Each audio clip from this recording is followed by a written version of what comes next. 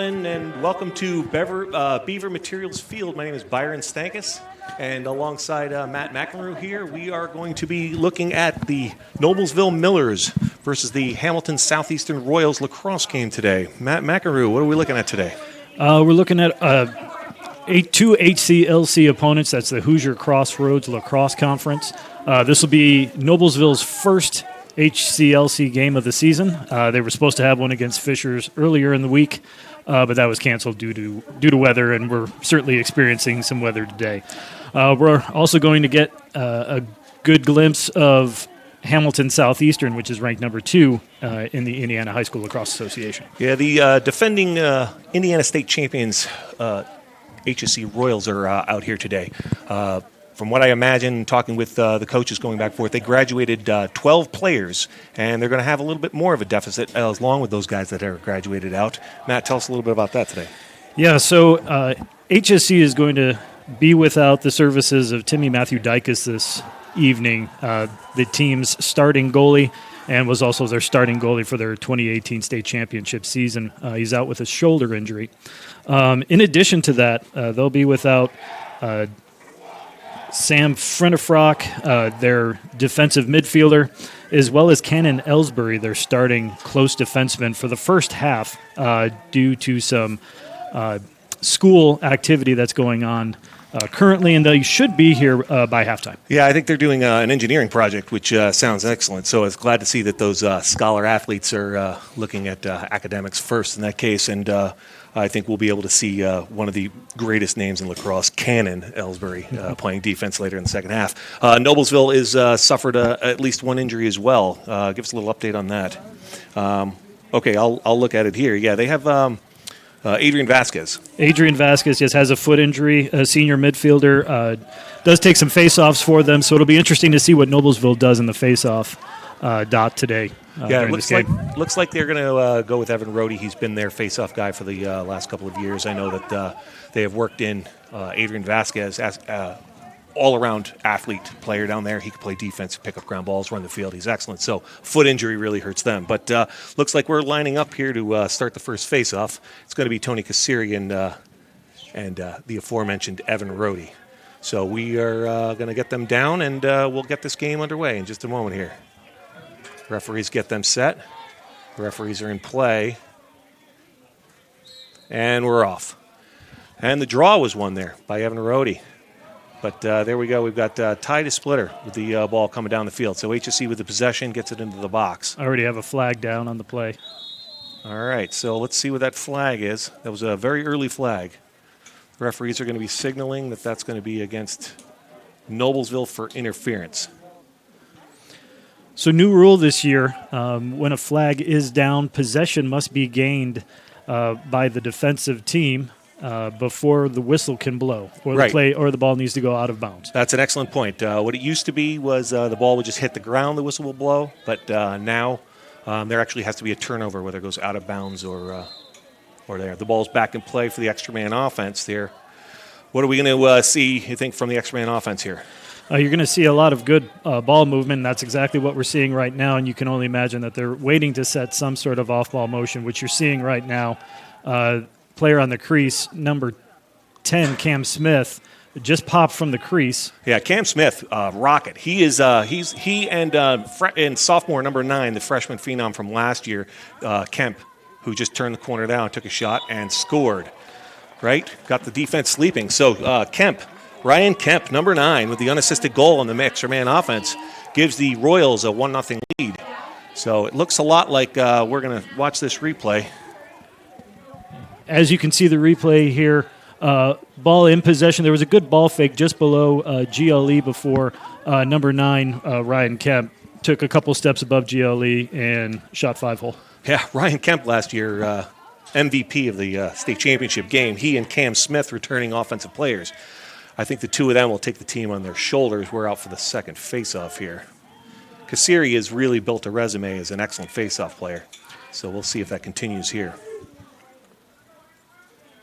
Referee's getting them set, making sure everybody's legal, and the whistle blows. Kassiri pops it out and starts a fast break. They make it move, get down, and the extra pass across. It's a good idea. Yeah, Cam Smith, that's set up fast break. I think that might have gotten deflected, but the referee seemed like it was a bad pass. So we will go to Noblesville on the clear here. So Noblesville will take the ball in from out of bounds once they find one off the sideline here, and they'll clear it. You'll see number 20 for Noblesville comes down here. They in the box. They like to get their short sticks involved very quickly here. There you go, number 16, Eden Richardson. So they're going to have him try nice one-man ride. clear it. Excellent ride. They're double teaming. The Royals are double teaming him there. And he stepped out of bounds. They actually called that a loose ball push. Did they? Yeah, the referee there called a loose ball push. So Eden Richardson's tenacity actually pays off there for a moment. Excellent ride by the Royals. The Royals are going to be all over the field, I imagine.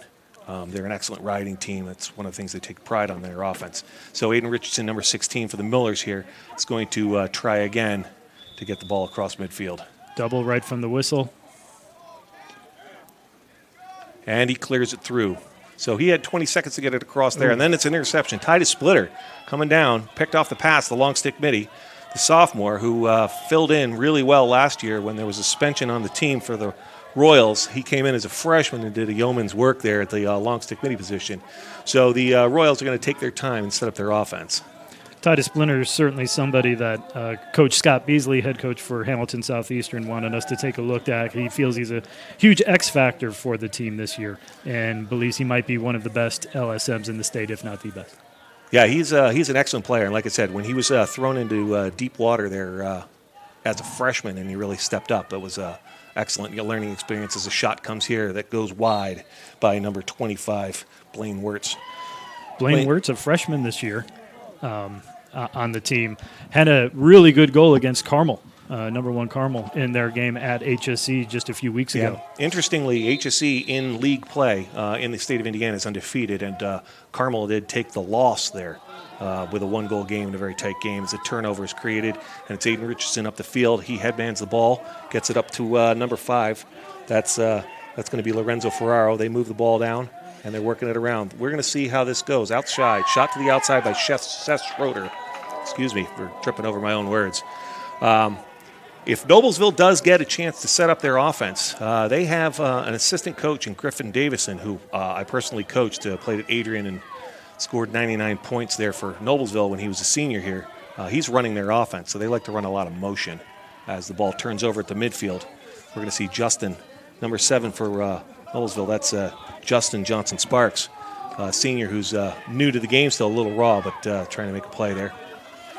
As in Mason Bowler, the number one plays defense there too. There was definitely some good coverage by him at the midfield there, trying to ride that clear. Yeah, I think it just got sloppy there. So unfortunately, we did talk about weather. So we do have a little drizzle on the field that can impact the game a little bit. Don't see any lightning in the area, and I think it's just going to be light rain, so it won't be too bad. But again, another possession here for the returning state champs.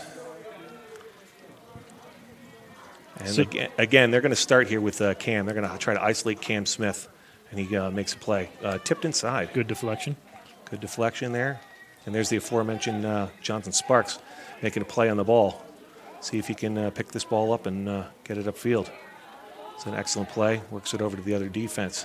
So the defense is going to try and clear it here with Cole Brown. Cole Brown, the long stick for Noblesville, taking his time surveying. Again, they like to get the Noblesville Millers like to get the ball into their short sticks hands. They don't want their long poles holding it too long. So cross-field pass there to... Whistle's blown. Failure. Yep, failure to advance. Alexander Dawn with had trouble handling that. So another possession to the Royals. I think this is going to be a very difficult problem for Noblesville. If Noblesville has an offense that can score pretty well, but they have to have the ball to do it. They're working the ball around again with the offense. They're being very patient. The 1-0 lead doesn't seem to panic them at all as the Royals here take a dodge at the goal. Talking to Coach Beasley yesterday evening, I asked him... Oh, there's a goal at Cam Smith. Excellent play. Nice assisted goal by the two-headed monsters, Ryan Kemp to Cam Smith. Yeah, those two guys definitely know each other. Just in my conversation last night with Coach Beasley, he said he likes they're liking to start their dodges from about the the low wing area, about 25, 30-yard line, and that's exactly where that dodge initiated from. Right. So, yeah, well, Noblesville also has to pack their defense in a little bit more. I mean, they said, we're talking with Coach K, Kyle Kurtzinger there before the game, he definitely wanted to keep track of number 9 and number 10. And their number 9 fed number 10. So somebody blew an assignment as Evan Rohde wins a faceoff on a quick clamp that Cesari overran. So Noblesville to set up their offense. But Ty DeSplinter all over Evan Rohde. It looks like a double team coming from Cesari, and then a pickoff pass. An excellent pickoff. Fast break coming down the field. They move the ball again. 1, 2, 3 passes back door. Excellent save Good by save. Jack Judy. Jack Judy, the left-handed goalie for Noblesville. He's a bright spot for the Millers for sure. Not only does he make that save, but then he outlets that ball up the field. And as they come down the field with Blaine McNabb, they draw another penalty. So no matter what's going to happen is the Millers are going to maintain possession here. So we got a flag down.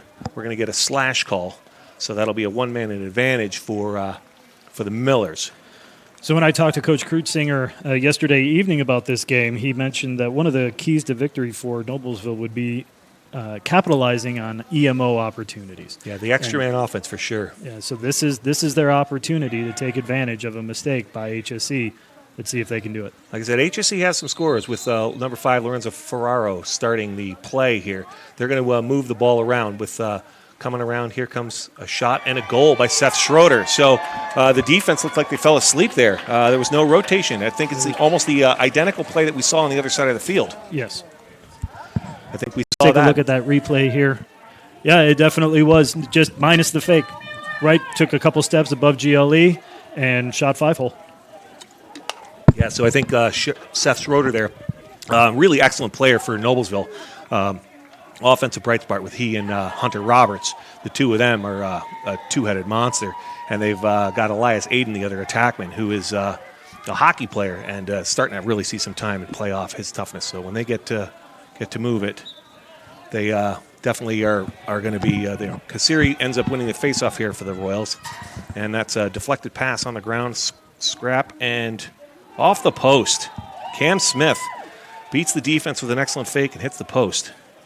Let's see if Noblesville can recover here. Doesn't look like HSE is going to push things right now. They're going to settle for the possession, which is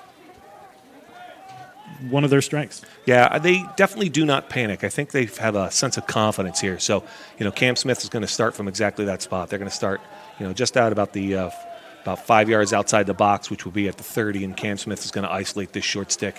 He's going to take him down the side. The slide comes, and they're going to look for the extra pass. Skips through the formation, and that ball bounces out of bounds. There's an errant pass there, looking for Blaine Wirtz again, the other freshman. Noblesville is going to get this ball. I think they're going to start right there with Aiden Richardson again. He seems to be their workhorse, especially between the midfield lines. He throws back to the defense, so they're going to reset the clear. Another matchup to look at is also number 33, Dean Constantine, and his matchup up against number 4, Hunter Roberts, the leading scorer for Noblesville. You're going to see number 33 matching up against number 4 all game. He probably won't slide off of number 4. They just want to make sure that number 4 does not get any opportunities to score on HSE this evening. Yeah, the Royals do have possession of the ball again as they settle down again in offense. Created another turnover, got that ball back. So they're going to be really patient again, work the ball around. They're going to find a matchup that they like, and I think they're going to dodge off of that. Or in that case, they're just going to let Ryan Kemp launch a rocket with a stick save there by Jack Judy. Jack with another save. Again, I think his not only is he a good goalie, but his left-handedness, I think, plays into the favor because most right-handed goalies, shooters are used to going against, but having that stick on the other side as Cam Smith dodges from X and is looking for an extra player's got him. And the defender hung up, yeah. And bang, there's a shot and goal. And again, it's Smith and Kemp. So no matter where they are in the field, they seem to find each other. They sure do. Yeah, so I think that's a good look. Okay, here we go. Look at the replay here. have a little bit of a malfunction on the replay. Sorry about that. But basically, again, the two-headed monster of number 9 and number 10 from HSC are making things difficult for Noblesville's defense. Yeah, and I think what they're doing is with the off-ball guys doing a really good job of just finding space when his guy turns his head, and the on-ball guy is dodging enough to make the defense look at him, but not necessarily beating his guy. So puts him in a difficult spot. So another face-off here with Kassiri and Rhodey as the referees get them set. The score is 3-1, the Royals' advantage. Rhodey's on the ground. Ball comes, scoops out. Tony Kassiri with the ground ball, and it looks like he'll get that. Pass that ball up to Luke Engelman. Pass over the head. Yeah, unfortunately, that's an errant pass, so they're going to drop in and ride. So here we get another opportunity with Noblesville's Blaine McNabb is going to try to clear the ball, gets it across the midfield line. So, Matt, as we do this, just go ahead with the rules. I know there's a rule changes in college, so what's the rules here as far as getting it across the midfield line and getting in the box and such? So once possession is gained from the defensive end, you have 20 seconds to get the ball past midfield. Once that ball is past midfield, you then have 10 seconds to get the ball inside the box, which is the top of the box is the 30-yard line from a football field perspective, and you can see a red line going across the field just below the 10, 20, and 30-yard lines in your screen right now. That would be the side of the box, and one touch. And an errant pass here by Lorenzo Ferraro, so that is going to be a turnover there. If you watch that a little bit, Noblesville was able to work that ball around and get a little bit of motion too. So unfortunately they threw that away, so they're going to ride. And this is going to be Hamilton Southeastern with Max Blackburn's going to start with the ball against short stick, running against the ride of Seth Schroeder and Hunter Roberts. But he's going to go back to the goalie here. I believe that's Jake Lemieux. He's wearing a different number, so we're assuming that's Lemieux in the goal as Constantine gets the ball on the outlet, and it looks like he's going to easily clear it across the midfield line and get the ball up to Kemp, and the Royals are going to set up their offense again and touch the box and get going. So the 3-1 lead with 3:22 left in the first quarter. The Royals are in control of this game. Looks like we've had two solid offenses. An extra man offense for Noblesville that resulted in a goal, and then two errant passes on some other offensive plays. The rest of it has been dominated by the Royals here. So the Royals are going to spread out their offense as they do. They're really good at keeping their offense really wide and trying to pull the defense out as they work it around. So you think they're going to get their dodge here coming? Yeah, it looks like he's going to sidestep all the way to the 25-20. Tries to beat his man top side. Now that double team's coming from Noblesville. It was a good recovery. And that's Mike Matheny there. Michael Matheny, who's Matheny, sorry. This is their second midfield line, so the fact that they're getting some time there, a good save by Jack Judy off of the shot by Garrett Smith. So Garrett Smith, another freshman that's got on that squad, and it looks like we've got a flag down. There's probably going to be a slash here against the Royals as the Millers are going to try to clear the ball again. Yeah, slash or a hold there. But they're going to look right upfield and try to get that short stick pass. So I think he took a gamble there to try and find somebody downfield, did Jack Judy. But it's a gamble that'll pay off because you know you're going to get the ball back, so you might as well take a quick strike. Yeah.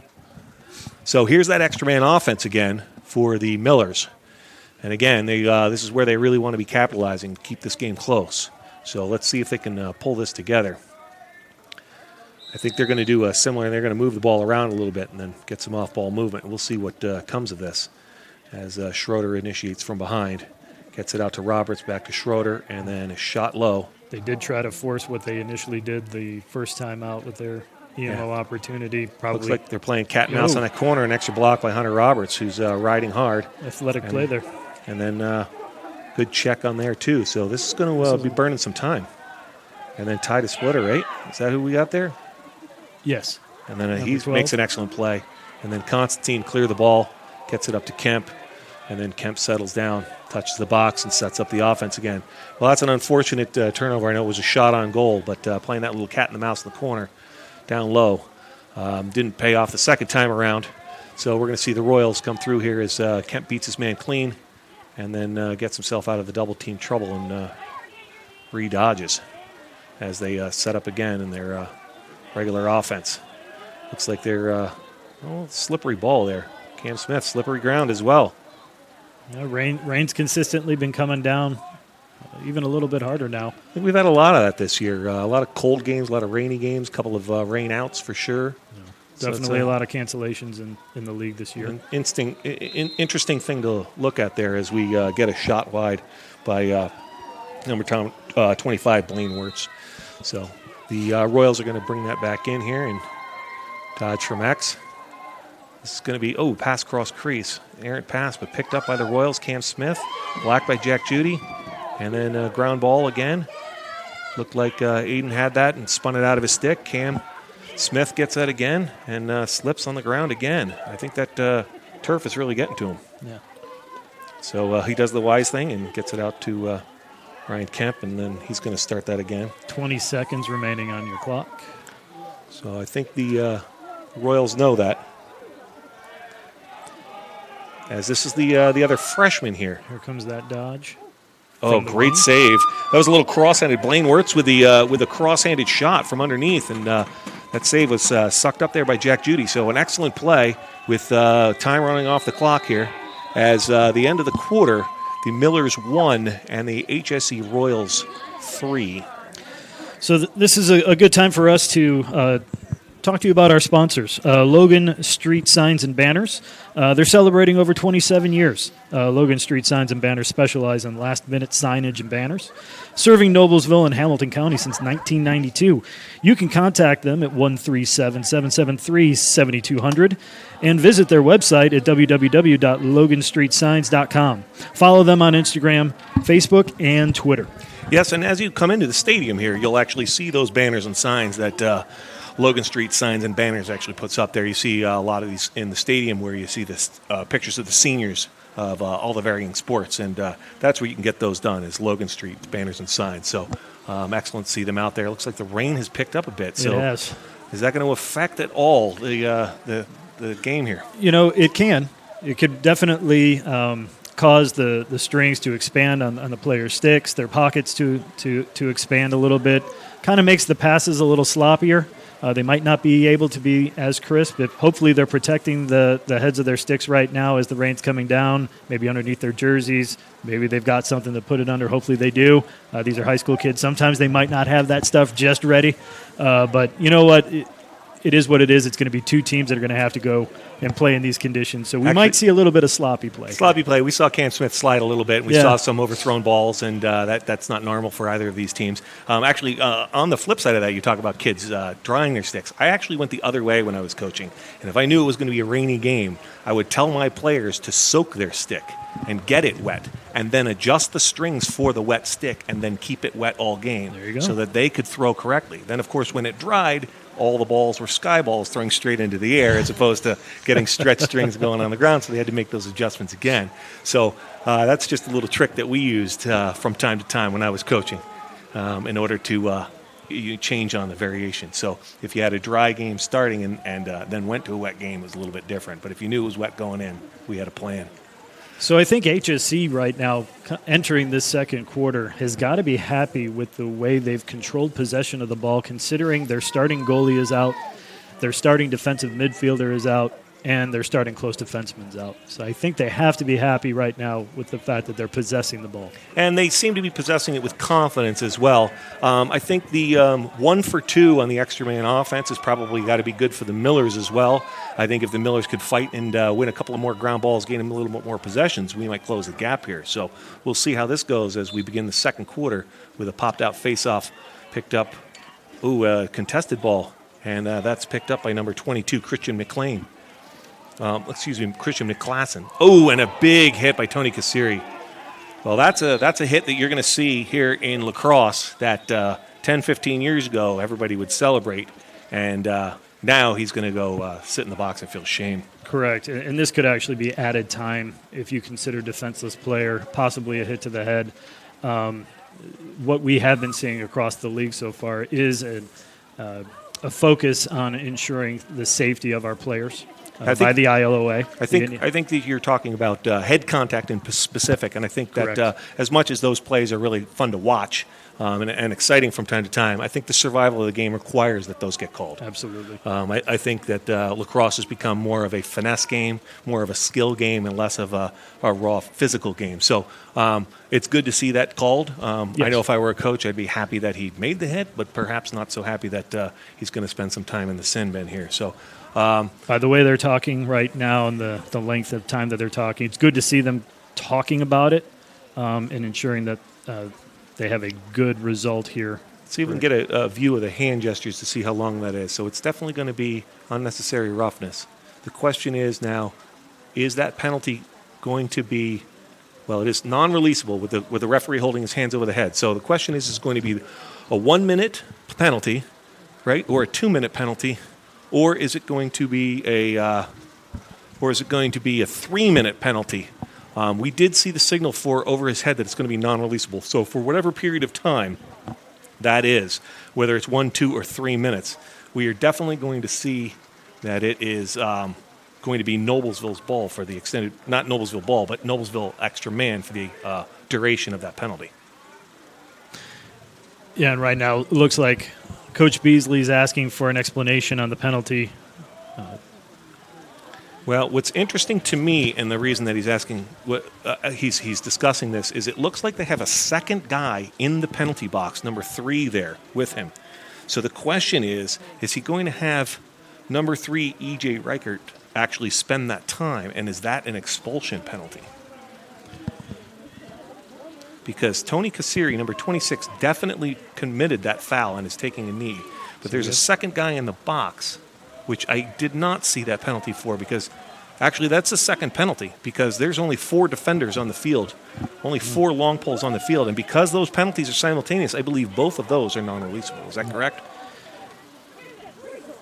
Yes. Okay, so excellent. So this is going to be a huge advantage for the whatever extended period of time that this is. We think that's going to be at least a minute on E.J. Reichert's penalty, and it's probably going to be a 2 to 3 minute penalty for Cassiri as the shot comes wide. So that was Schroeder from behind trying to feed Aiden Richardson.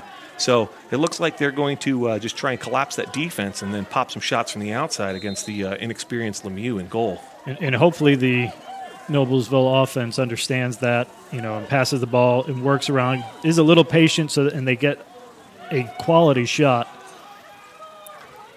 Yeah, I think they've got it right there. Well, that's an excellent stop by the goaltender, number 15, and he outlets that ball. I'm not sure that was the best placement. I think it was a good shot, but the placement of the shot maybe could have been better. But they're going to have a 2-man advantage there for a while. So a ride there by Aiden Richardson, who seems to be everywhere on the field today. He rides very successfully, gets that ball turned back over with help from number 19, Elias Aiden. So they're going to come in here and reset this extra man offense. As one of those penalties release, it's now the standard 6-on-5. So we'll see if they move this ball around and do anything a little bit different, as there's a cutter from Roberts on the inside. They work it around the outside. They're getting that ball back up, and here comes Richardson. Back to Aiden, feeding the crease. Hey, they really like Hunter Roberts moving around in the crease, number 4. He's really busy in there as everyone passes around the perimeter and is kind of looking for him. And he's popped back out. They went back into a circle offense here. And HSC said they'd be cognizant of where he's at. You have to always make sure you know where a 40-goal goal scorer is on the field at all times. You got 40 points this time of the year. You definitely know to be aware of that guy. So they got that shot from Schroeder gone wide. And now feedback up top. This is going to be, a mishandled play. Elias Aiden with the pickup. And Aiden Richardson with a step-down shot right into the stick of Mr. Lemieux. As Constantine gets the outletted ball back to Lemieux. They pass that up to Ty to Splinter. Ty's going to, looks like he's going to use his athleticism and try and outrun everybody here. And looks like he's going to do it. Be successful on that clear. He's going to get that ball up the field here. And Cam Smith's going to get that back in there with excellent Luke Engelman there with an excellent clear. As Cam Smith at this point, I imagine, what do you think? He's going to just try and kill the penalty, yes? You would think so. It would probably be the smart play. What's interesting is they only have 4 offensive players. All right, here, number 5 is as Blaine walks onto the field here. So would like to see Noblesville pressure a little bit here, try and get the ball back with a man advantage. Yeah, you would definitely want to see that, but you also don't want to give it up, an easy play. But Rain is coming down a little bit harder now as well. yeah, the rain, in my experience, has always sort of leveled the playing field, sort of advantaged the. Excellent play by Aiden Richardson there with a takeaway from Cam Smith as he was just trying to kill a penalty, and Aiden Richardson's going to outlet the ball, get it to Jack Judy, and they're going to try and make it clear again, as Noblesville still has a man advantage, as they're trying to find a short stick they can get the ball to as they get it up the field there to Blaine McNabb. Blaine McNabb's doing an excellent job as the sophomore here involved with Noblesville. As there's your Hunter Roberts. Hunter Roberts stings the top corner. Absolute. So that was a good settled down clear, and then Hunter Roberts with the high heat, putting it past Mr. Lemieux. Yeah, so he's a nice little sidestep to his right to beat his man top side, get his hands free. Takes a nice shot, top shelf. Yeah, they definitely had a good jab step there to get around the guy, and I think took advantage of the inexperienced goaltender. And in one of those cases, you expect the goaltender to settle down the defense. But I think with Timmy Matthew-Dykes not in there controlling the defense, I think they sloughed off a bit. Noblesville still is in the advantage right now, so you can see this. It's going to be a 3v2 on this upcoming face-off. Yeah, it's a 3-2 score on the scoreboard as well, except the scoreboard's in favor of the Royals, as we get a procedure penalty, and it's going to be a loose ball push on. It's going to be a loose ball push on somebody. Officials. The referees seem to be disagreeing with who it is. The Royals have conceded that they made the penalty, and the Millers seem to think that they're going to get the ball with Lorenzo Ferraro with the ball in his stick now as Evan Rohde went off the field and tossed it to him. And the referees are continuing to discuss what they all saw. And they're now going to go to the bench and have a discussion with the coaches so that they can get the call right. Can they come up here and talk to us? Yeah, I'm not sure, but they are going to call looked like a loose ball push based on what that was. So okay. I think the referees were just trying to decide whether that was interference, loose ball push, or what that was. But they got together and agreed that the loose ball penalty, the technical foul, is going to be just award the ball to the Millers. So the Millers will start with the ball, and it looks like they are all even now. And HSC looks to be stepping out right now and pressuring a little bit. Yeah, I think they're. I think they may have a sense of urgency now with the game only one goal in there, as Lorenzo Ferraro gets the ball against Titus Splinter and gets the ball into the box, settles it in. So, look, you're right. I think the pressure defense has stepped up a little bit. There seems to be a little bit more urgency here in the Royals play, which I think is going to get the Millers to continue to move. I think this is a good idea by HSC. They had talked yesterday about not really changing things up from what they did, playing people straight up, and now coming out and changing up the defense, making Noblesville think and move. This is a good idea by HSC. Oh, excellent. McNabb to the inside feed. That's a thrown off the top there. Looks play. But we did see the Millers did get a little bit of movement, a little bit of ball movement, a little bit of passing, had a couple of dodges there. So that was a good little cut by 19. It was the right idea. A good pass, just poor execution on that pass. Yeah, so we're going to get a clear here by Luke Engelman, again, the defensive midi for them, as they get the ball and touch the box. So the Royals will settle down. So let's see if that urgency plays on the offensive side, because clearly they stepped it up defensively. As One thing I'm noticing right now with Noblesville is as the substitution seems to be confusing Noblesville. Boy, but I'll tell you, that just a little shimmy and shake move by Ryan Kemp. He's on fire. Yeah, so we look at this replay here. Ryan Kemp just getting space between he and his defender from X. Nice left-handed shot as he comes up above GLE. Once again, top shelf. He's got a little shake in him, doesn't he? But it's so what's happening on those substitutions is Noblesville is getting pulled out of the whole area defensively and leaving wide open space for those attackmen to make those moves. They need to pack in that crease and wait for those substituting players to come in and pick them up. You really don't want those wide open spaces unless you're a country singer, right? No. So we got a new face-off here. So this face-off was by number 25, Blaine Wirtz. So Blaine Wirtz faced off instead of Kassiri that time. I think that there's a little bit of disciplinary action going on now at the end of the bench with Tony Cassiri, is Wirtz won that for the Royals, and the Royals set up their offense again. Again, the Royals offensively do not look like they're have any urgency. The 2-goal lead seems something that they're satisfied with at this point. And Ryan Kemp comes through, takes a shot. I guess that's why. Yeah. Play with a little confidence, and you don't have to have any urgency. Seems to be the Smith and Kemp show here. So this replay here again from about GLE, tries to beat his man topside, left-handed shot, high heat again. High heat is giving the goalie some problems from Noblesville.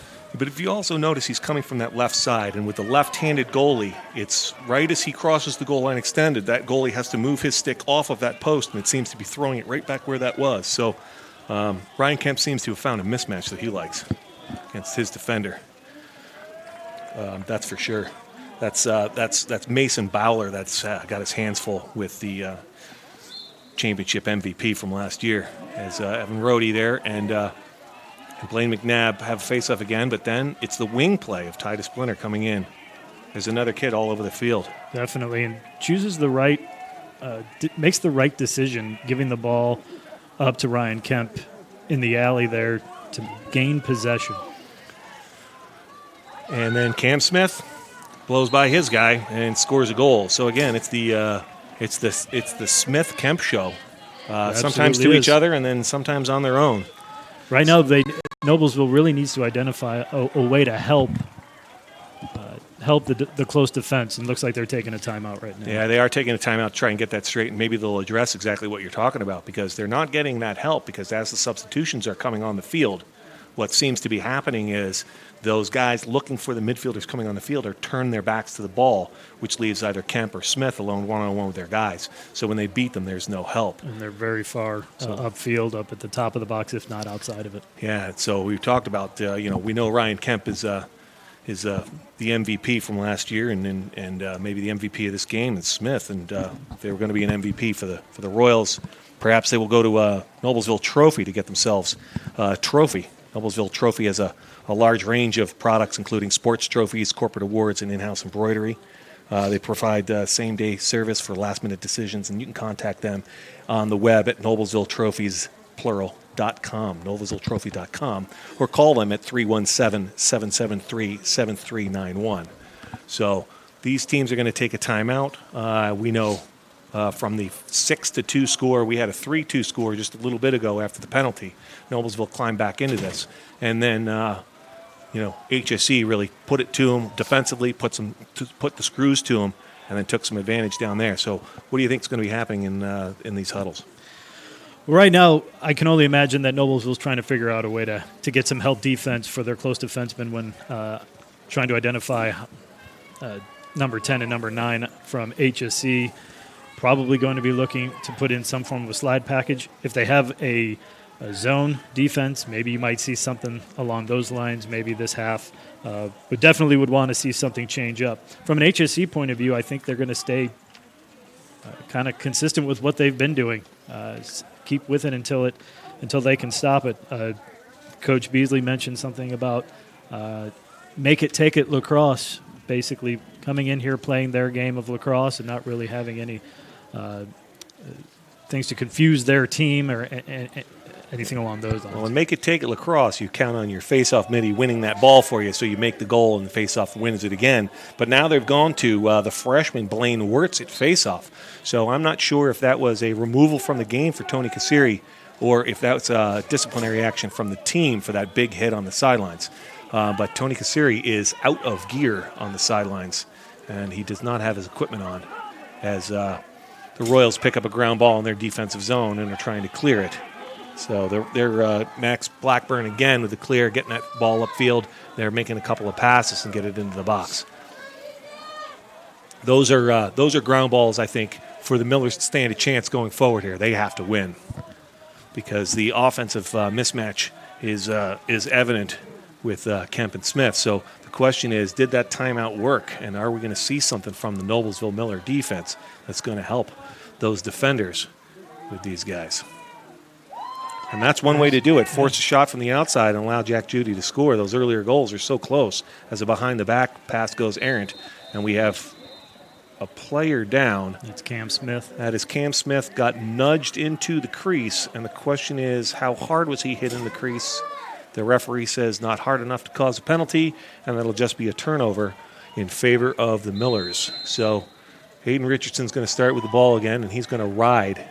Again, they're one-man clear here sometimes as they try and use their short sticks to clear it. And they get it to a long pole and then cross field. And an errant pass, long pole to long pole, as Cole Brown could not handle that ball.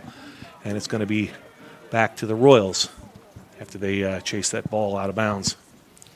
So the Royals are going to set up their offense again. Another good ride by that attack. They seem to be doing a really good job of riding as well. So not only do these guys score, but Ryan Kemp and Cam Smith can also create turnovers as well, along with E.J. Reichert. So another play down the sidelines here. Another attempt to dodge from the wing and beat their man top side. Feeding the crease, skips through, and an errant pass. So how much of that errant pass right there is a bad play trying to read it, or how much do you think that is the rain has affected this? I think we've got rain affecting us a little bit here. Yeah. And as we see Noblesville start to clear the ball here with Blaine McNabb again, he's going to try and cross it, get through to – oh, that's picked off by Blackburn. So nice play. I'm sorry, Luke Engelman. Luke Engelman's now going to go the other way. And we're seeing guys slide over the field as the referees throw a flag. Footing seems to be an issue as well. It does look that way. Seen a lot of players slip so far this first half. So is that a situation where the guy riding just ends up causing a penalty because the guy in front of him falls down and he's hitting the wrong part of his body, you figure? Yeah, I believe really unintentional. I would imagine that's a push with possession is what they called there. But it did look like he was slipping prior to any contact being made. Yeah, and difficult for the official, though, to be able to see that. Yeah, we also have a timeout here on the field, so the referees are going to go through this. So with these conditions, anything that they're going to make, or is this just going to be a situation where they want to get in the right play and the right position here? Actually, it looks like it might have been a trip that they just called. Okay, so that'll be a 1 minute instead of a 30-second penalty. Oh. So does that change your philosophy in the timeout here at all? The weather? No, the call. Going from 30 seconds to a minute. No? No. Okay. Yeah. Okay. That's fine. Yeah, it wouldn't change mine by any means. Would it change yours if you were? Since it's HSC, probably not. Although with 30 seconds, you definitely want to do it on one go around as opposed to two or three, and maybe usually with extra man offenses, there's the part one, part two, part three of the offense, and you kind of are looking for one of those, or you start at two or whatever, something like that, changing formation. Sure. So maybe you want to do the short version as opposed to the long version of that. But looks like HSC is going to step out with this, and they're going to have no problem getting onto the field. They got Tanner Williams out there along with Michael Matheny. So it does not look to me – it looks to me like they've actually got their second midfield on the extra man offense, right, with Cam Smith in the crease, right, and Cam Peach, the other midfielder, down on the right wing.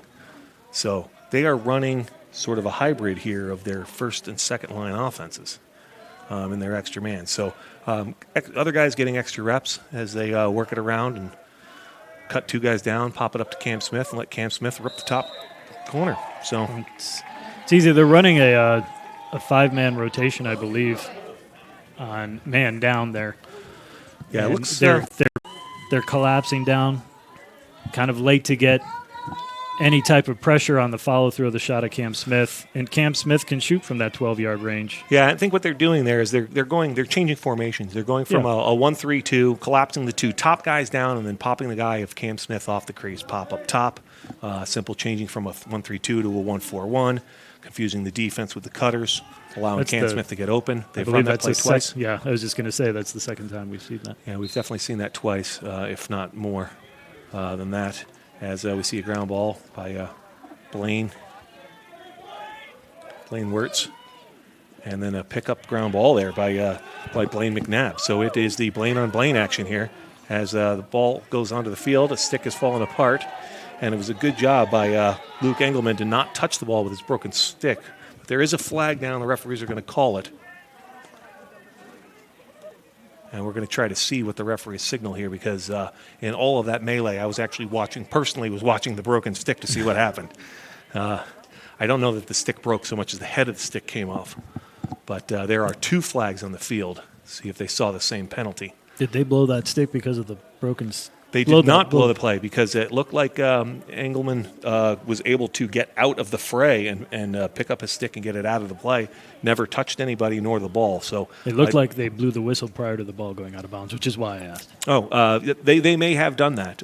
It looked to me like he was doing the right thing. It's going to be penalties on. It's going to be penalties on the Royals here by the way the players are lining up on the field. So again, that Coach K for Noblesville saying that an important part of this game is capitalizing on extra man offense. They're going to have another opportunity at extra man offense with a man down. I do see that they are 2 men down. That's what it looks like right now. So they're probably going to play. I'm going to guess that there was probably a push there by number 25. And that they're going to probably call an illegal procedure penalty on number 11 at playing without his stick. That would be my guess at that call. So what's going to happen there is we're going to have a 2-man advantage for the Millers with 3:50 to go in the second quarter. This is going to be an important play for momentum here. This is definitely important, and you'd like to see just some patience from the Noblesville team and really try and get a shot from up top, well above GLE, instead of trying to shoot from maybe GLE or maybe just a few steps above.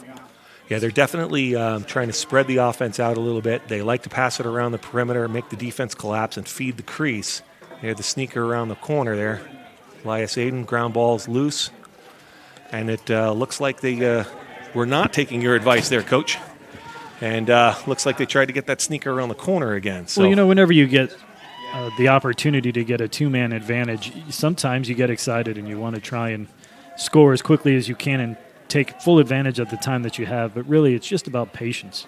Right. So are the Millers going to be aggressive here?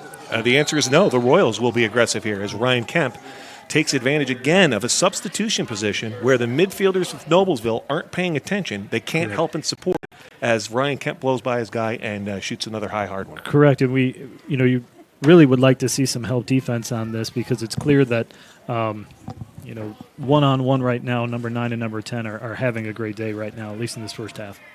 So with Blaine in the box, right? Blaine Wirtz is in the box. We've now gone to a third face-off guy in Ty DeSplitter with the long pole going against Evan Rohde here. They have a 3v2 advantage right off the face. That is the Millers with the advantage. And it's going to be a false start, and it's going to be awarded to the Royals. So the Royals win on a false start. They're still up. So that was a non-releasable penalty? No, that's not true because they scored. So it was the other way around. So looks like they're going to sub out here, and I'm guessing by the way Blaine Wirtz is going into the box, it's going to be 6-on-6 as Cam comes around the corner and does a cross-handed goal. Yeah. I just don't think they stand a chance there, huh? They're able to do what they want to do from an offensive perspective, number 9 and number 10. And they seem to be able to do it when they want to do it as well. Correct. And I think you made an excellent point earlier. They are taking a huge advantage of while substitutions are going on. They're not waiting for the substitutions to make it on the field. They're using that chaos that's created as the defensive midfielders are looking for somebody to cover to go by their guy so that there won't be any help. Absolutely. If they can make it a 3v3, that's more in their favor. So, yeah, they're clearly making a 3v3 and even isolating it to a 1-on-1. So that's good as the ball gets loose on another face-off here as we're 2:33 to go in the second quarter. Hamilton Southeastern Royals are up 9-2 on the Noblesville Millers as they win the ball in their defensive box and clear it up the field. They seem to have no issue clearing here at all today as well. No, and you know what? Jake Lemieux, just a sophomore in goal right now, finding time on varsity for Hamilton Southeastern, really handled that clear pretty well under some pressure. Impressive that the sophomore is able to handle that pressure. Yeah, and he seems to be very confident in the clearing game for sure. He hasn't been tested a lot in between the pipes as Cam Smith feeds it up top. and works it around. Ryan Kemp on the wing. This looks a little bit different of an offensive possession here for the Royals. They seem to not be moving as much, a little bit stagnant as they clear out and make a dodge run here. So Matheny takes that shot. Nice save. That's Loudon Shunlin with that shot. So good save by Jack Judy. So it seems to me that the formula here for the defense of the Millers is to force those outside shots and give Jack Judy a chance. Exactly. And that's really right now what you're going to have to do. As Aiden Richardson, the one-man clear, comes through again, clears the ball for him. Number 16 then flips it out here as the Millers. Alexander Dawn gets onto the field. We haven't seen a lot of him. He's an offensive midfielder for them, and there's a whistle on the field. Looks like timeout by the Millers with 58 seconds on the clock, 58.8 seconds on the clock to end the half. So, Coach, looks like they're going to draw up a play here to try and get a goal before the half with the Millers trailing 9-2. Yeah, you know what? Talking to Noblesville coaches yesterday, they mentioned that they do run a 14 or 1-4-1 formation. I haven't seen it. I haven't either. Maybe now's the time. Just try something new, try something different. Make this HSC defense kind of see something different. Try a different slide package, whatever. Just try and get something different out there than what you've been running in the past. Absolutely. What I'd like to, and I think with a minute, you've got an opportunity to get that ball around at least once or twice. Make the defense adjust a little bit, make the defense move, and then, get some sort of a dodge, and if it's not there, redirect it somewhere else so there could be another shooter. I expect there'll be a little bit of an aggressive defense from the Millers. From the Royals. I think the Royals like to, in these situations, come out with a little bit of a press defense. Definitely would like to see Lorenzo Ferraro, number 5, take that dodge after you say, get the ball around the horn at least once. Right. And then see if we can get either Hunter Roberts to pop from the crease or maybe it's number 16, Aiden Richardson to pop from the crease and then maybe dodge again. Yeah, I think that's an excellent play. So what it looks like out here is they've got Lorenzo with the ball, so against Ty Splitter. And it looks like they're going to a bit of isolate. They've gone into that 1-4-1 that you suggested with both Richardson and Roberts on the crease. And they're getting Lorenzo down below GLE. He is dodging, and Elias Aiden sets the pick as he rolls back for it. So there he's looking for that feed. It's going to be a double. Good team. Good deflection. Good deflection. It's going to be Alexander Dawn. It's going to pick up that ball. He's got the short stick on him. And what are they calling? But it's clearly a change of possession. It is a change of possession. I didn't see it. The only signal I saw was from a ref that might have been a ward off, but I didn't see anybody in place to do that. Swarming ground ball in the offensive zone for the Royals as Cam Smith picks it up, checks the clock. He settles down, knowing that there's 23 seconds left on the clock. Cam Smith looks through. Is looking for someone to feed to, and of course, who's he find? Is going to get Kemp. Yep, Ryan Kemp is going to be able to come through here and make a dodge, drop it down low, and then hit Smith. Again, really good play. Fair, huh? Really good upperclassman play by number 10, Cam Smith, to actually look back to the clock to see how much time and to know that they didn't need to rush. Got the ball, swung it through X, brought the ball back up top. And then not only did he carry it through X and kick it out there, but then when Ryan was dodging, he was able to sneak to the backside and then cut off the backside of the goal and then get open, and those two find each other.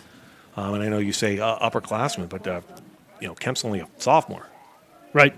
That's experience perhaps, but he's still a sophomore. But Cam Smith was the one who looked over at the clock. Yeah, he was absolutely good leadership there with 5 seconds to play in the half. That's now 10-2. Favor of the Royals as we get a face-off win for the Millers as time expires in the half. So we go into halftime with the HSC Royals up 10-2 on the Noblesville Millers here at Beaver Materials Field on Hamilton County TV. So we are going to take a little break here for a little while, and we'll be back right before the halftime comes out. Thank you. When medical care is needed, where will you turn? With Community's Connect to Care program, one call or click finds you the closest open appointment. Request a time yourself or let us do it. From a primary care doctor or virtual visit to a med check or community clinic at Walgreens. Just call or click. You can go right to our website or to me. Connect to Care from Community.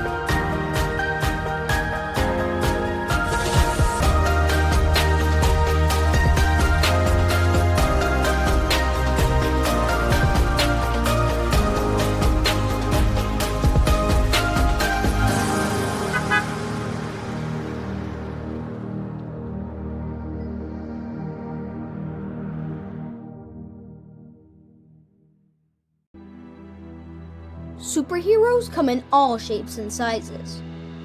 They don't always meet in an underground fortress. Sometimes they meet in places that appear to be very ordinary to most people. But inside, there are heroes in training. Some are smart, strong, or brave. Maybe they can build cities or heal people when they get hurt. But even superheroes need some help sometimes. With your support, we can change the world. Together, we are a force that can't be defeated. Support the club. Save the world.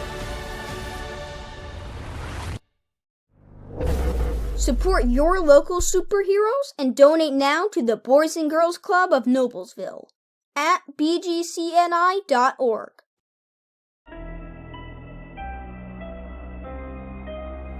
Hey Deb, why do they call us Logan Street Signs and Banners? Because we started off at Logan Street. But we're on South 10th Street. We moved 22 years ago. Why didn't we change the name? That would have just confused everybody and they wouldn't be able to find us. Now I'm really confused. Bill, we're Logan Street Signs and Banners, conveniently not located on Logan Street, but on South 10th Street in Noblesville.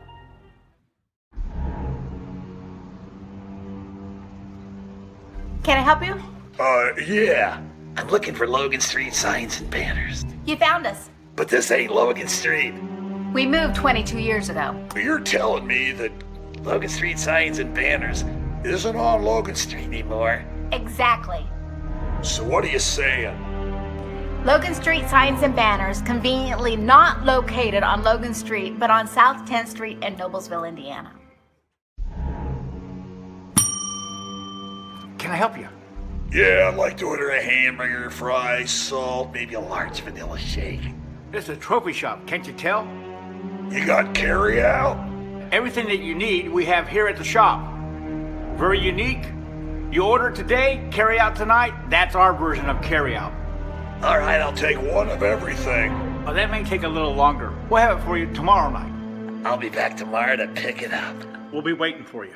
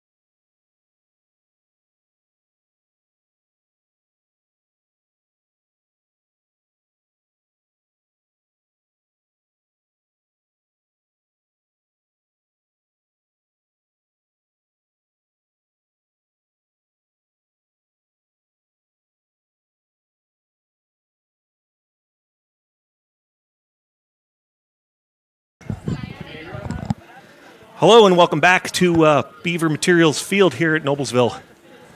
As we're coming into the second half, you can see a beautiful rainbow. I can't see if you can see it on the field. But Coach McEnroe, what do we got coming out of the half? Well, coming out of the half, one great news is the rain has subsided. We have a great rainbow over the field. Hopefully get some of the sloppiness out of the first half, which was rain-soaked. And just a little bit of an update on the penalty that occurred earlier. Tony Casiri was handed a 3-minute non-releasable penalty for targeting the head. That is a 3-minute non-releasable, and it was an ejection foul in the opinion of the officials, which could be costly for Hamilton Southeastern, as Tony Casiri is the per Scott Beasley, the head coach of Hamilton Southeastern. Casiri is their emotional leader, and they will be without his services for the next game that they play, as any ejection will the player will be suspended for the following game. Yeah, and that's a standard operating that's procedure in standard. lacrosse, right? Absolutely. We just wanted to go through that and clarify that from a standpoint that we did not see or hear what the referees actually said. So we just want to make sure our viewers are aware. And also, having gone down at halftime and talking to the officials, the reason that they made that call was not that the contact necessarily was so egregious, but because Tony had faced off at the center of at the field. As he was running towards the sideline to sub out, the play came to him. So he had a 30-yard run when he hit the guy. So that excessive run plus a high hit adds to targeting in the ejection. And Byron, that would be consistent with what we're seeing across the league this year. There has been a number of ejection fouls, more so than we've seen in the past. And again, I think it's a situation where they're trying to protect the players. We are now coming out of the break from halftime with the HSE up 10-2 to start the game, and the players will take the field here. Ty DeSplitter is out on the wing. Looks like they've got Blaine Wirtz again facing off, so he's back in the fold, and we're going to get the second half underway. But going back to that ejection, I think it's just a function of, if you're saying that they're consistently doing it, I think they're just trying to clean the game up and make it safer so that more kids can play this longer down the road. Absolutely. So the referee's getting the face-off men ready as they squat down in the normal position here. They place the ball and back out. Now we are underway as Blaine Wirtz kicks that ball out forward, picks up the ground ball, and as we left the half, so shall we begin this half with the Royals dominating possession of play. It's going to be really difficult for climb back if you don't have the ball. But one thing I did notice there, Coach, was that as they were subbing, I think you had every one of the Millers players was within 10 yards of the goal. Yeah, they must have made a consistent effort to speak about that during halftime and tell their off-ball defenders to really pack in. Yeah, so the good news was they saw what we saw, and they seem to have made an adjustment here and have made it a little bit more difficult. We also saw that slide early there. So we now have Cam Smith behind the net. He's got his defender hung up. This is He's the second looking for time cutters. we've seen this today. Yeah, but I think you're going to see slides coming a little bit quicker here as Cam Smith tries that cross-handed slide. And an excellent run-out. The referees still award that ball to the Royals, but an excellent run-out by Justin Johnson Sparks there, number 7, the long stick midi, who's also playing a little close defense there for the Millers. So we're going to start here with number 3, E.J. Reichert. He's going to try the dodge here on the aforementioned Johnson Sparks, who does excellent defense to force that play. That was really good. And look at that feed into the crease. I'm not sure that was a shot. That was Ryan Kemp on a left-handed dodge. He fed the crease, it got through, and then Cam Smith gets that ball back and feeds that back up top to number 7, Tanner Williams, the senior midfielder for the Royals, to go up 11-2 with 10:38 remaining in the third. So we're going to see if these guys can recover from that. But there's another situation where they come out of the half and they get the ball. Here comes your highlights. Okay, so what happened there really was Cam Smith fed that up top, got that to Tanner Williams, and I think that was a deflected shot, hit off of somebody's foot maybe, or a stick, and then rolled by Jack Judy in goal. So had a quick moment with Jack Judy, and he was really adamant that if his defense could keep the shooters at the outside, he thought he had a really good shot at it. So I'm sure he's really frustrated at that as Blaine Wirtz there wins the faceoff again and then comes down the field, and a flag is down. So Noblesville's Blaine McNabb causes a penalty against Hamilton Southeastern's Blaine Wirtz. So Blaine on Blaine action. It's going to favor the Royals in this one. So anything different here on the defense for the Millers? You think they've figured something out here? We'll see. Really just right now, just looking just to see a little more pep in the step, trying to get those sticks up. Communication right now, Well, the whistle starts with 10:26 here in the third quarter. Royals are going to work their extra man offense, pass it around the perimeter. This looks like actually a different play for them. So they run another cutter, work it around. Cam Smith now feeding Ryan Kemp. Ryan Kemp's going to pass that up top and shot on the inside. Garrett Smith, freshman midfielder. So they called him in the crease. So that is no goal for the Royals. And that ball is going to be awarded to the Millers as they try to clear the ball here after a crease violation. And then an errant pass there by number 3. Cole Brown. Cole Brown's errant pass gets the possession back to the Royals. So the Royals seem to be having their way here, not only in the offense, but along with a ride. Seems to be that with a shot off the wing. Off the wing, low to high. That's Tanner Williams. Tanner Williams with that shot. Low to high, you said. Looks like he drops his hands, goalie to low. Yeah, so really hard to see the replay for me. I apologize, but really good execution on the part of the shooter there, getting his hands low, shooting high. That's a difficult shot to save by the goalie. Well, and also came right off of a pass. So the goalie had to turn off of the pass from behind, reset to find the shooter. Then the shooter drops his hands and then shoots high. So the goalie's reacting to all. So excellent play by the Tanner Williams, the Royals midfielder, who notches the 12th goal for the Saints. So we have a 10-goal lead here for the HSE Royals, and the Millers are struggling to win a ground ball. Number 22, Cannon Ellsbury's back in the game at close defense. Oh, that's something that we have been talking about. Evan Rohde did win the draw there, but then got outrun by Titus Splitter to that ground ball, and the Royals maintained possession. So we were talking early how the Royals were not panicking at all with their offense, even when they had a 1 or a 2-goal lead, and we can see why they had enough confidence here that 3 minutes into the third here, they're up by 10. There's a stick fake and a really errant shot. Looks like a wet stick situation that's stuck in his cross. So, Matt, looking forward here, obviously the Royals have this game in hand as we see another shot go errant high and backed up by the Royals. Do you think we got a situation where, as depleted as the Royals are, what are their chances of defending their state championship? As we get a post off the post by Smith. And nice, another shot coming here, backed up by HSE.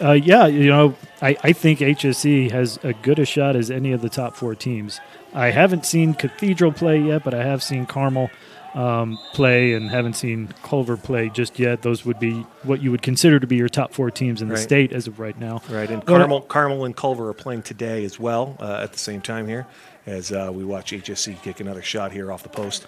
I would think those are the 4 teams, but the good news was last week the HSC Royals there played the Carmel Greyhounds to a 1-goal game in a cold, wet game. So it is close at the top. It's nice to see that there's some good competition there as a skip pass through from Ryan Kemp to Cam Smith.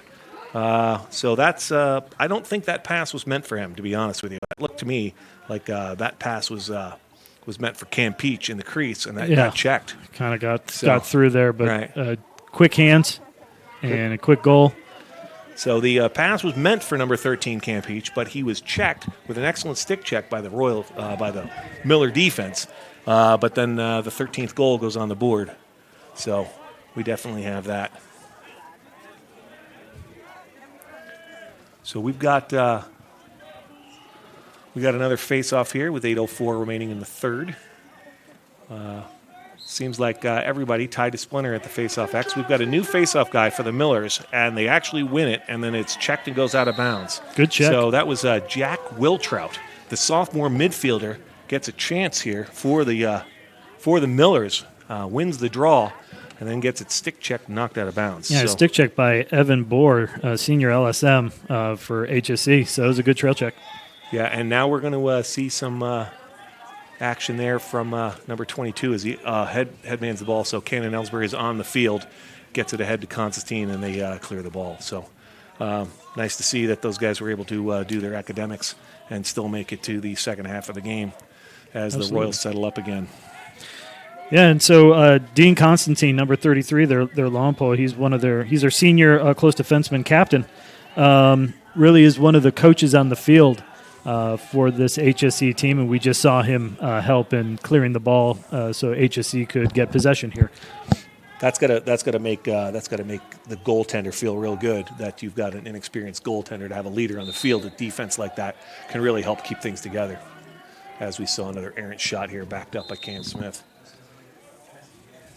So we definitely have a situation where E.J. Reich is taking his chances. So Reichert there with the coming around the corner, taking that shot high and wide, backed up by Smith. Boy, we get to mention these two guys a lot, don't we? Smith up here to Kemp, and Kemp's got a short stick on him, takes the shot, picks it high. An unfortunate play for Jack Judy there as Cole Brown was coming across to help on the slide, and actually I think was a screen in that situation. Just a little dodge top side. All he needed to do was take a side step and get his hands free. Wasn't much of room there for him to get that shot off, but that's all Ryan Kemp needed. Yeah, well, Ryan Kemp definitely, he's a good shooter. So for him to get his hands free at about 14 yards, and he's up against the short stick, who then, as soon as he made that dodge, drop step to get out of there, scores the 14th goal for the Royals, as they've got this well in hand with 6:58 to go in the third. So let's see if the Millers, Jack Wiltrout, can come up with a possession here for the Millers, because at this point the Millers even haven't had a solid possession in their box on this half, and that's Evan Rohde this time. 2 poles out there on the faceoff for HSC with Cannon Ellsbury and Titus Splinter. Yeah, and as a matter of fact, we also see a long pole as we get a pickup here. This is going to be an excellent opportunity here for Hunter Roberts. Hunter Roberts into the zone, gets it stick checked out, and backed up by Elias Aiden. Back to Schroeder. Schroeder feeds it up top, and it's picked off and come back the other way. The point I wanted to make was there was another long stick with Aiden Richardson now with a long stick in his hands at number 16 on that faceoff as this ground ball gets contested. And there's an interference call that is going to stay with the Royals.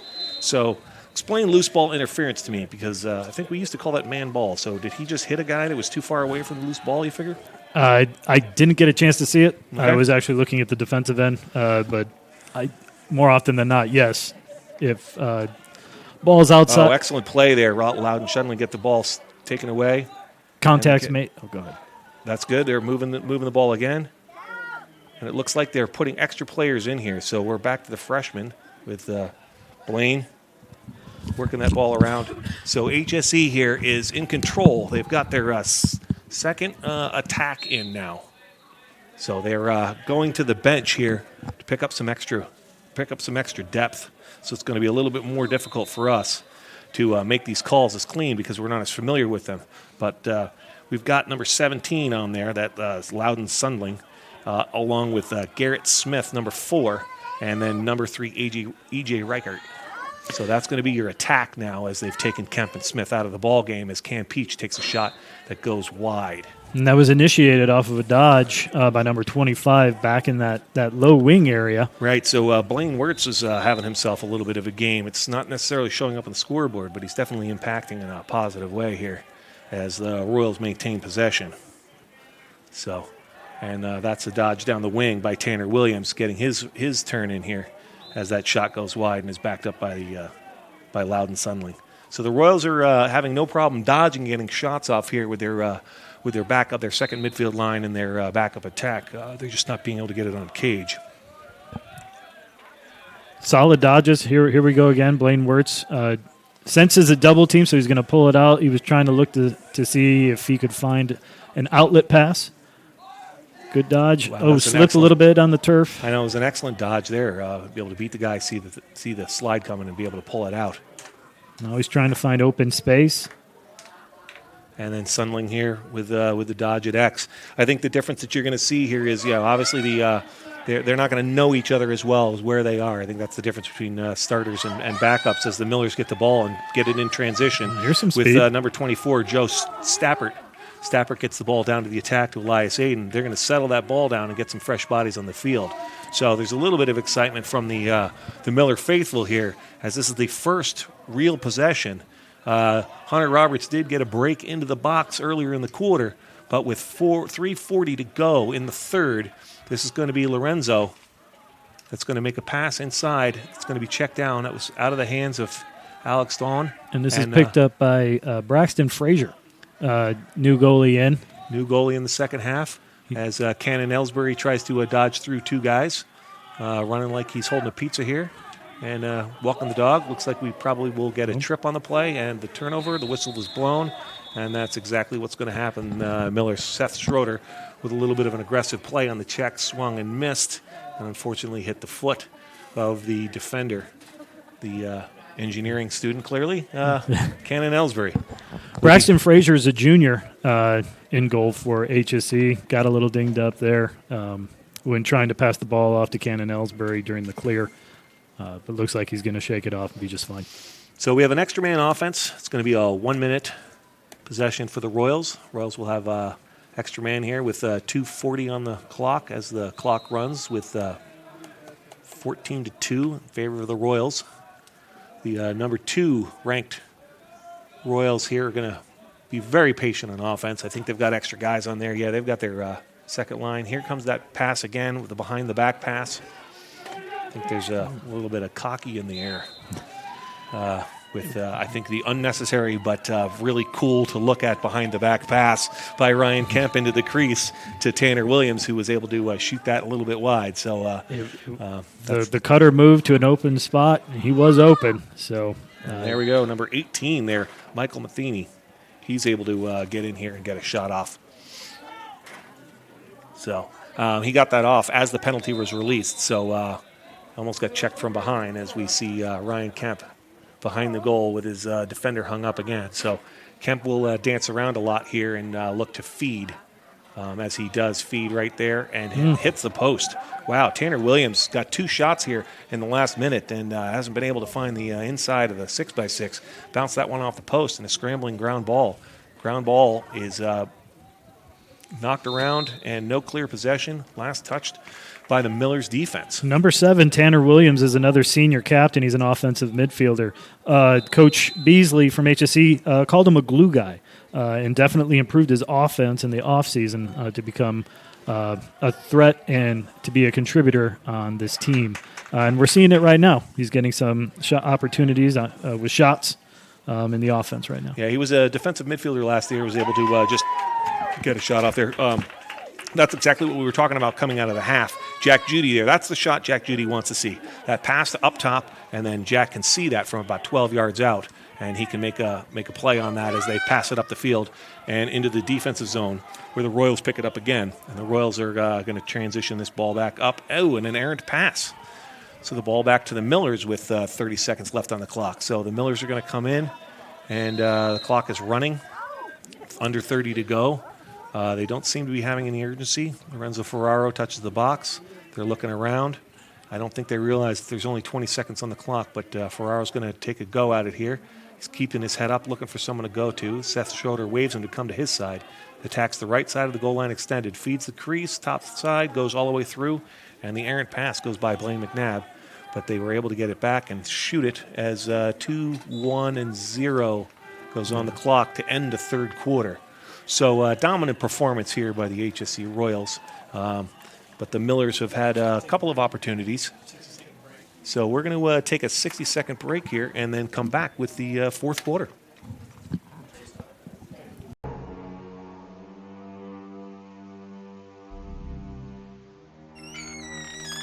Can I help you? Yeah, I'm looking for Logan Street signs and banners. You found us. But this ain't Logan Street. This is South 10th. We moved 22 years ago. Well, how come you didn't change the name? That would have just confused people. Well, actually, South 10th is Allisonville. If you're from Fishers. Well, before that it was 37A, and before that it was State Road 37. So you're telling me that Logan Street signs and banners isn't on Logan Street anymore? It's actually on South 10th. That's Allisonville and Fishers. And before that, it was 37A and 37? So you got that straight? Logan Street signs and banners conveniently not located on Logan Street, but rather South 10th Street in Noblesville. Exactly. And welcome back here to Beaver Material Fields on the campus of Noblesville High School, where the Noblesville Millers trail the HSE Royals 14-2. So I'm Byron Stankus along with Matt McEnroe, Coach McEnroe, and the president of the Indiana High School Lacrosse Association. What what do we got going on here? Well, I think it's time we go through and talk about some of the coaching staffs for these two teams. We can start with Noblesville here, our hosts.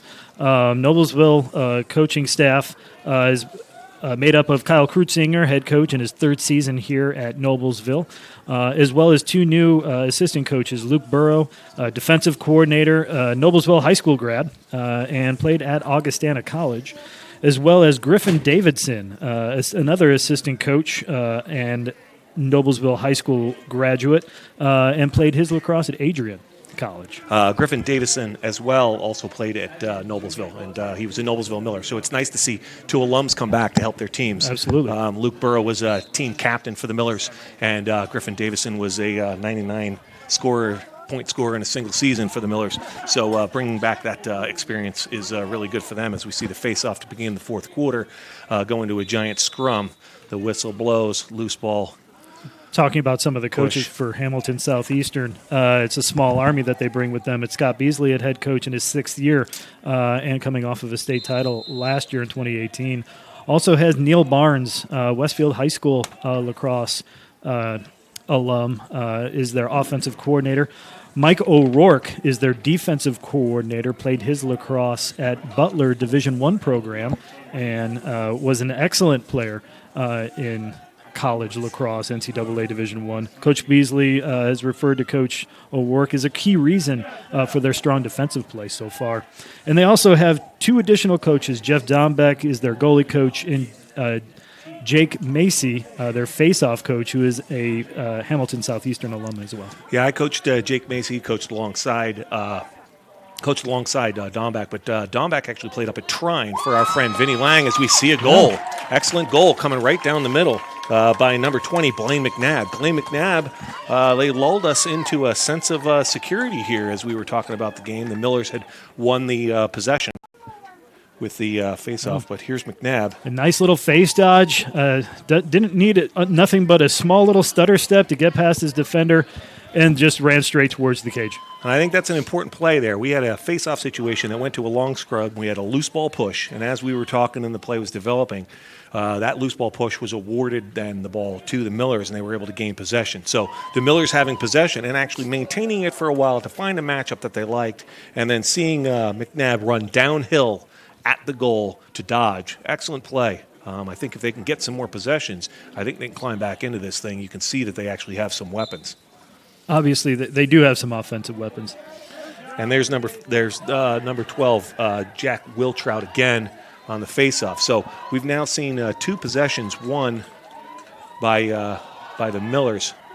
So the Millers have won two faceoffs, one with a loose ball violation, and a second one with Jack Wiltrout in the faceoff. So good for the Millers to find a way to stay in this thing as the sophomore midfielder wins the faceoff for them. Despite the score, they're still competing, and that's exactly what you want to see at this point. And I think we've got a timeout called.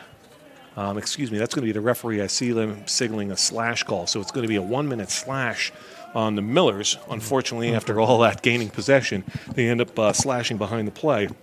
And the ball is awarded to the Royals. You're going to have an extra man offense for a minute at 10:19 to go in the fourth quarter.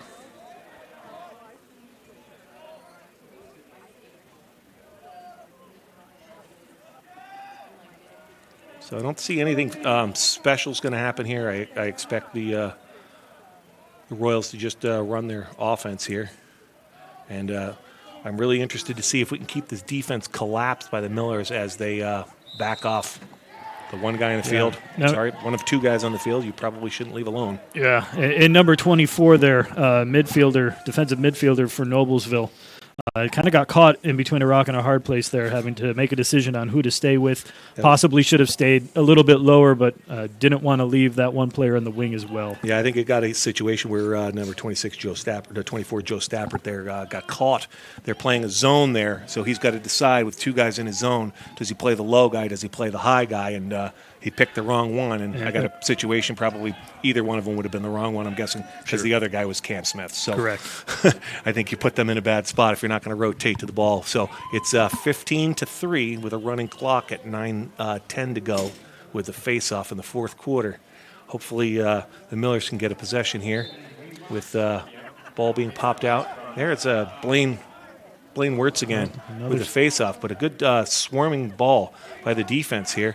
And this Jack Wiltrout seems to be showing a little something. As a flag goes down, it's going to be awarded a possession.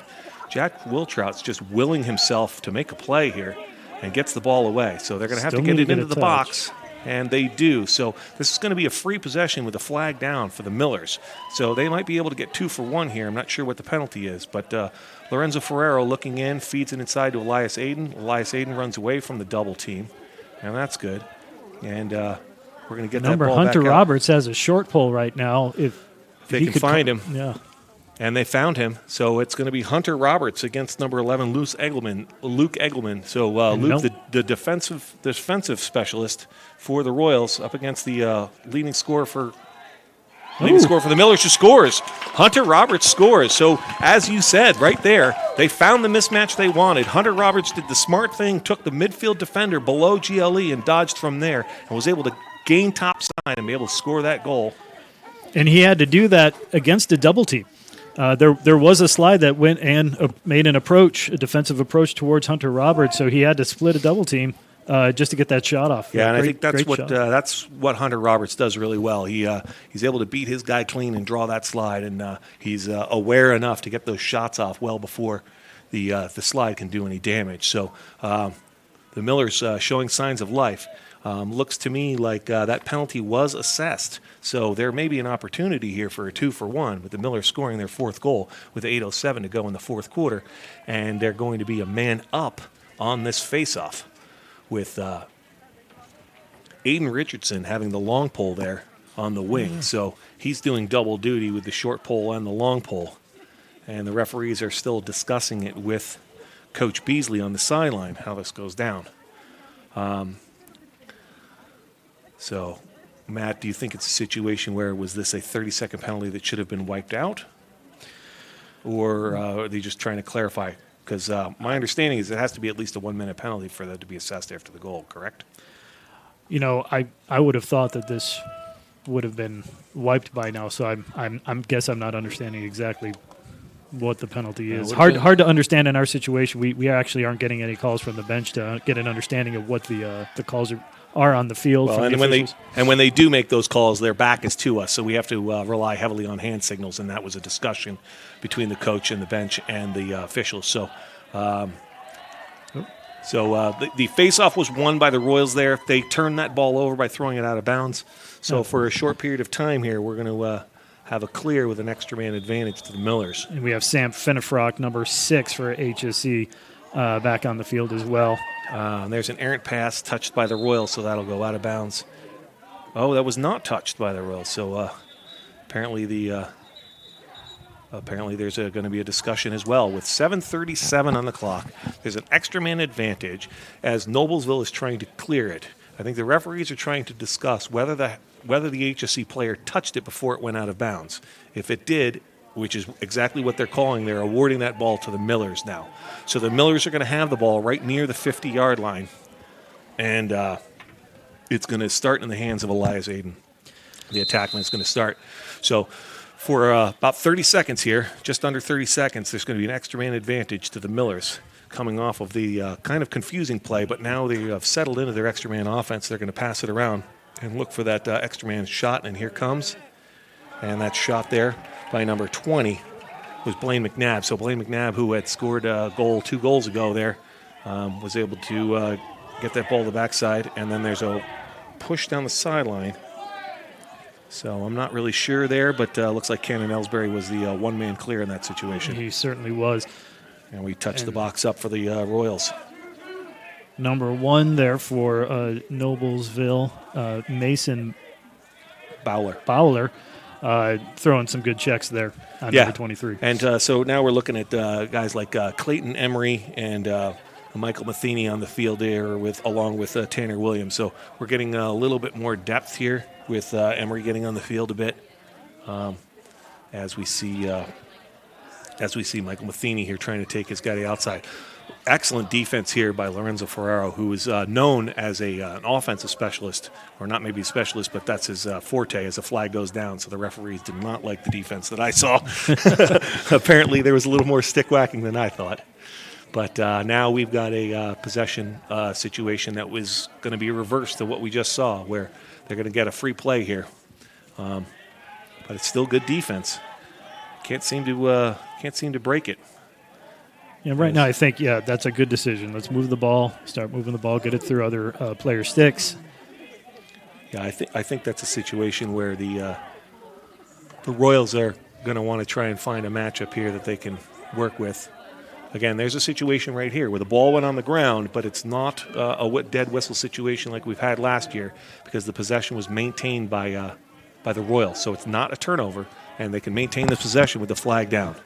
So we're going to see Matheny and Ferraro at it again. And I think this is an excellent matchup. These are two good players, and the flag goes down again. But there was a shot that was on goal that was saved. So as soon as it touched the goalie, that whistle blows. So we're going to see, looks like, I'm going to guess, to me, both of these penalties are on Ferraro. It's actually the second flag that goes down actually causes the whistle to blow. Two flags on a play will cause that whistle. Excellent. So in that case, the shot would not have counted no matter what. And I believe both of those penalties are going to be on Ferraro. So he is going to serve 2 penalties for 1 minute of slashing each. Right. But that was a solid possession for HSC to take some time off the clock. We're close to almost 2 minutes of possession time for them there. Got a shot off. They did get a shot off, and despite the penalties, I think Lorenzo Ferraro on the one-on-one against Matheny did a really good job of controlling him and sending him down the sidelines. The referees didn't like the stick play that went along with that, but it's nice to see solid one-on-one defense for a little bit. Unfortunate that the stick play got a little bit of a penalty there, but we're in a situation now where good save there by Jack Judy. That was off the shot by number 4 Garrett Smith. So what happened in that situation was here's Justin Johnson Sparks trying to run through the field here. I am impressed with this young man, just picking up a stick this year, able to get out there at the varsity level. Little raw, but still great motor, really working hard. Yeah, and he's unfortunately he was out ahead of the play, and he was by himself on an island there. So, but I did see that there's a rotation now in, so there's definitely going to be a rotation on the defense. So the defense is rotating this time instead of more of a zone. So let's see if they got to do a better job of covering that corner. So Joe Stappert there, number 24, stuck on that corner. He's going to need some help because he's got both Cam Smith and Ryan Kemp on that corner. And they seem to be exploiting him down in that low corner. Good rotation down by number 1, Mason Bowler. So that's how you're going to have to fix that, is get that full rotation in there as Cam Smith does a dodge and then shoots that wide. So I think there's been a slight adjustment that the Millers have made here that might be able to hold off at least these penalties, although you never know with Kemp and Smith for sure.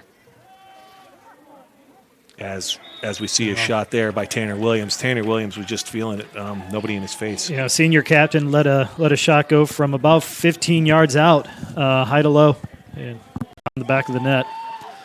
As you'll see on the replay here, just lets it rip from about 15 yards just inside. Now, do you think it's a situation there that's a difficult save to make because it was kind of a skidder there, a little bounce shot, a little high-to-low shot? Yeah, no, I think definitely the high-to-low definitely plays into the advantage of the shooter. It's hard for goalies to make a save on any shot that changes planes. Yeah. Low to high, high to low. I think it's a situation where that defense at least has to get a stick on there to contest that a little bit to give them a little hope.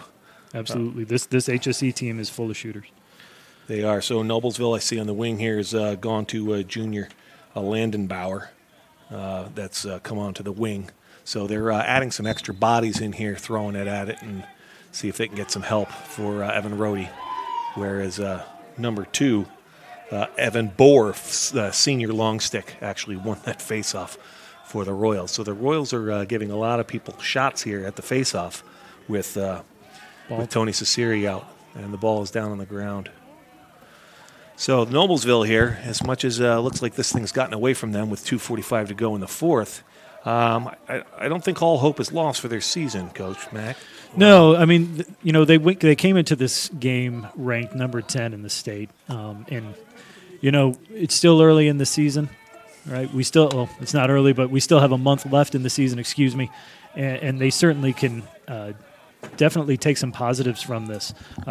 They were able to score against HSE.